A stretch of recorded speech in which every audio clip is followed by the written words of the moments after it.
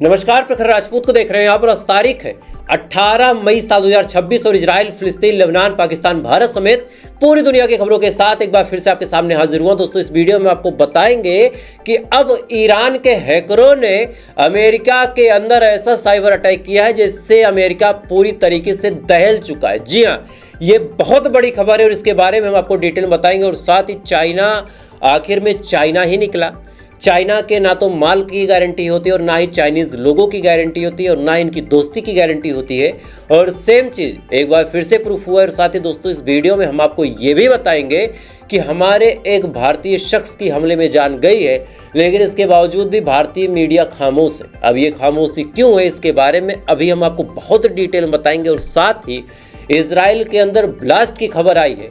अब ये ब्लास्ट क्या हिजबुल्लाह का अटैक था या फिर ईरान का अटैक था या फिर इन्होंने कोई खतरनाक परीक्षण किया है, इसके बारे में अभी हम आपको डिटेल में बताएंगे। और साथ ही इजराइल के लोगों के खिलाफ IAEA ने यानी इंटरनेशनल कोर्ट ने एक खतरनाक फैसला दिया है।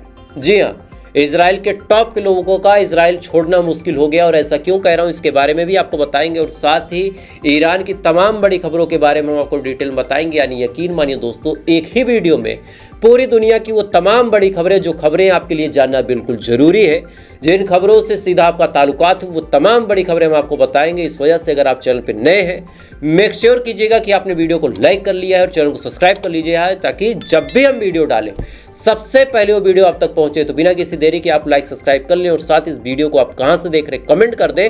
तब तक एक एक करके मैं आपको खबरें बताता हूं। और सबसे पहली खबर ये है कि ईरान के अंदर आपने अक्सर सुना होगा, कई मरतबा सुना होगा कि अमेरिका ये तैयारी कर रहा है कि ईरान के अंदर ग्राउंड लेवल पे ऑपरेशन करके, ग्राउंड लेवल का मतलब यह है कि अपने सैनिकों को उतारा जाए, उतारने के बाद वहाँ ज़मीन पे लड़ाई लड़ी जाए और साथ ही ईरान का जो यूरेनियम है उस यूरेनियम को अपने कब्जे में लिया जाए और कब्जे में लेके वहाँ से यूरेनियम चुरा के भागा जाए। बीच में पायलट गिरने की जो कहानी थी, इस कहानी के पीछे भी बाकायदा अमेरिका ने यही साजिश रची थी। अब जाहिर सी बात है, अमेरिका एक छोटा देश है। अब आपको ये बात नहीं समझ में आ रही होगी कि मैंने छोटा क्यों बोला। छोटे का मतलब ये है कि अमेरिका ऐसा देश है जिसके आसपास समुद्र है, तो बॉर्डर सिक्योरिटी की अमेरिका को बहुत कम ज़रूरत है, क्योंकि उसकी हिफाजत समुद्र करता है। लेकिन ईरान के साथ ऐसा नहीं है। ईरान कई देशों के साथ अपना बॉर्डर साझा करता है। उसके आसपास जो समुद्र भी है उसकी पटरी भी काफ़ी छोटी है, मतलब कोई देश अपनी सेना नाव पे बैठा के भी भेज सकता है। तो ऐसे हाल में ईरान के लोगों के पास आर्मी की मौजूदगी काफ़ी इंपॉर्टेंट है, क्योंकि ईरान में कई जगह पहाड़ी दर्रे हैं। वहाँ कौन घुसपैठ कर रहा है, जैसे आपने देखा होगा कारगिल टाइम पे भारत के साथ हुआ। इधर अक्साई चीन में चाइना घुसने की कोशिश करता है, चूंकि हमारे पहाड़ी दर्रे इतने अजीब हैं कि वहाँ पे सेना की डिप्लॉयमेंट काफ़ी मुश्किल है। सेम सिचुएशन ईरान के साथ है। तो ऐसे हाल में ईरान ने एक ऐसा खतरनाक प्लान बनाया है जिसके बाद अमेरिका और इजराइल परेशान हो गए। खबर यह है कि ईरान अपने लोगों को बाकायदा हथियार चलाने की ट्रेनिंग देगा, बाकायदा टीवी के माध्यम से और अलग अलग और चीज़ों के माध्यम से ट्रेनिंग कैंप बना के, जिससे जो ईरान के लोग हैं उनको हथियार चलाना आ जाए। और ऐसे हाल में अगर कभी ग्राउंड लेवल ऑपरेशन होता है तो उस ग्राउंड लेवल ऑपरेशन में वो जो लोग सीखे रहेंगे या फिर जिनके पास आर्मी की ट्रेनिंग होगी, वो भी सामने से सैनिक लड़ सकते हैं।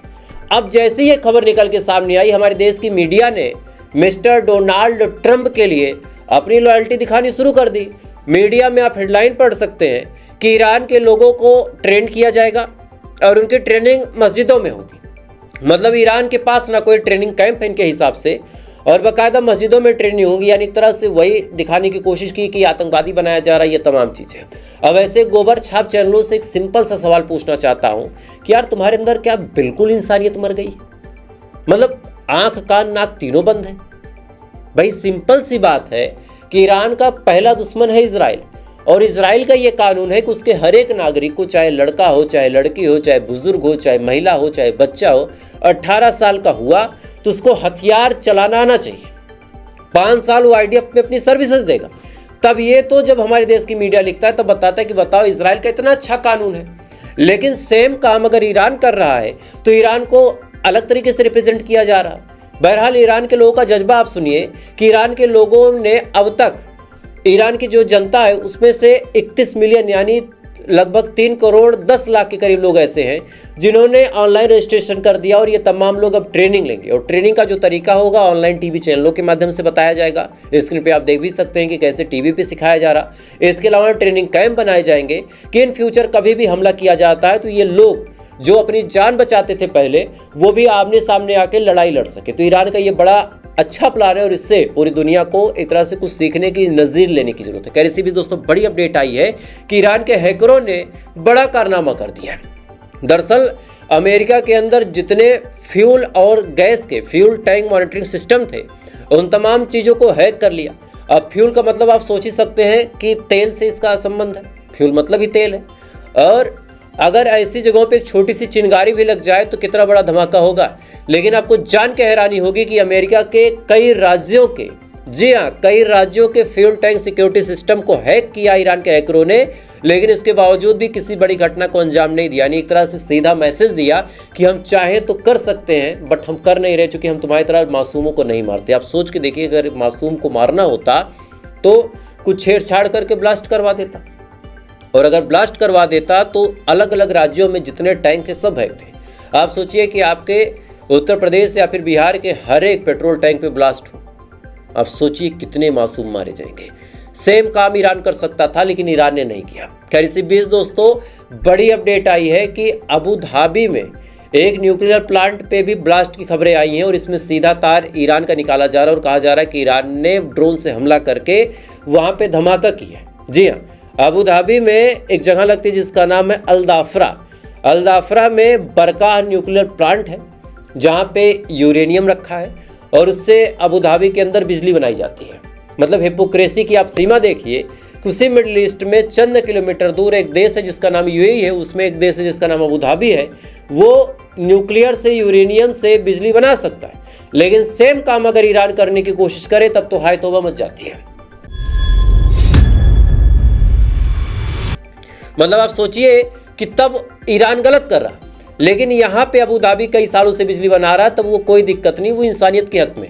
बहरहाल सुनिए, अबू धाबी के इस न्यूक्लियर प्लांट पे ड्रोन से हमले की खबर आई है, लेकिन जो FANR है उसके हिसाब से रिपोर्ट आई है कि ना कोई रेडिएशन हुआ है, ना इससे कोई दिक्कत हुई है।